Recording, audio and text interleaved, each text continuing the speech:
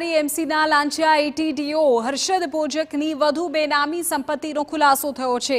એસીબીએ કરી છે હર્ષદ ભોજકના બેંક લોકરની તપાસ। લોકરમાંથી મળ્યા છે 30 લાખની કિંમતના સોનાના બિસ્કિટ। લોકરમાંથી 40 લાખના ઘરેણા પણ મળી આવ્યા। એસબીઆઈની વાડજ બ્રાન્ચનું ભોજકનું લોકર હવે સીલ કરાયું છે।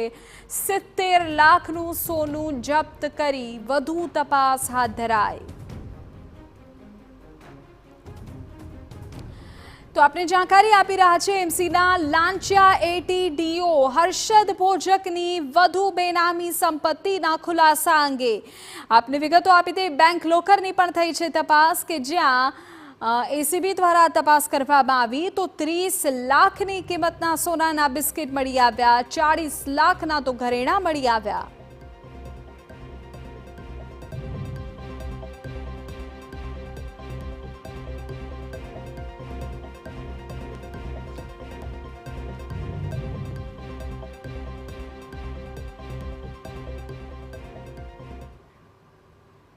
હવે જરા આપને આ ભોજકની સંપત્તિને લઈને વાત કરી દઈએ। તેમની સાથે જોડાયેલા વધુ કેટલાક ખુલાસા અમે અત્યારે આપને કરી દઈએ।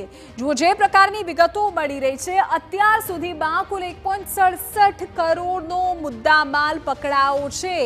અત્યાર સુધીમાં 1.5 કરોડથી વધુનો મુદ્દામાલ તો પકડી પાડવામાં આવ્યો છે। 20 લાખની લાંચ લેતા હર્ષદ ભોજક રંગે હાથ ઝડપાયો હતો અને ત્યારબાદ તેની તપાસ કરવામાં આવી તો વધુ ખુલાસા થતા ગયા। આપણે કહી દઈએ કે હર્ષદ ભોજકના ઘરમાંથી 73 લાખની રોકડ રકમ પણ મળી આવી હતી।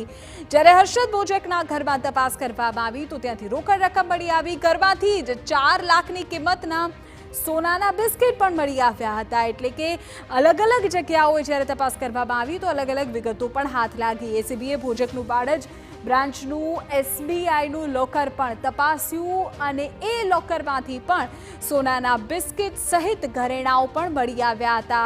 30 લાખની કિંમતના સોનાના બિસ્કિટ અને ચાંદીની પાટ પણ એસીબીએ જ્યારે તપાસ કર્યું એન્ટી કરપ્શન બ્યુરોએ ત્યારે તેમને ત્યાં જોવા મળી। હવે આ લોકર અત્યારે સીલ છે। આપણે કહી દઈએ કે આ લોકર અત્યારે સીલ કરી દેવામાં આવ્યું છે એસીબી દ્વારા કે જ્યાં 30 લાખની કિંમતના સોનાના બિસ્કિટ ચાંદીની પાટ મળી। કેટલાય ઘરેણાઓ પણ હાથ લાગ્યા હતા। ભોજકના પરિવારજનોના બેંક એકાઉન્ટની વિગતો પણ હવે માંગવામાં આવી છે કે તેમના જે સંબંધીઓ છે પરિવારના લોકો છે તેમના બેંક ખાતાનું બેલેન્સ શું કહે છે, એમાં ટ્રાન્ઝેક્શન શું કર્યા છે, પરિવારજનોના નામની મિલકતોની માહિતી પણ માંગવામાં આવી છે। કેટલી સ્થાવર જંગમ મિલકત છે, કેટલી અન્ય મિલકતો તેમના નામે છે, આ તમામને લઈને તપાસ થઈ રહી છે।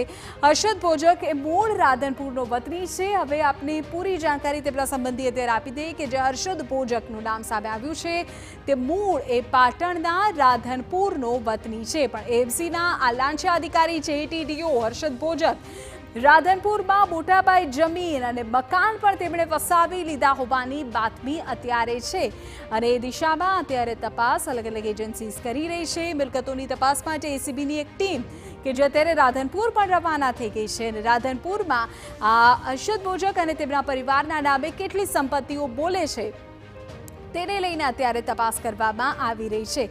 તો આવી રીતે અલગ અલગ દિશામાં અત્યારે તપાસની કાર્યવાહી આગળ વધી રહી છે। જોવું એ રહેશે કે આ તપાસ દરમિયાન શું સામે આવે છે। આ તમામની વચ્ચે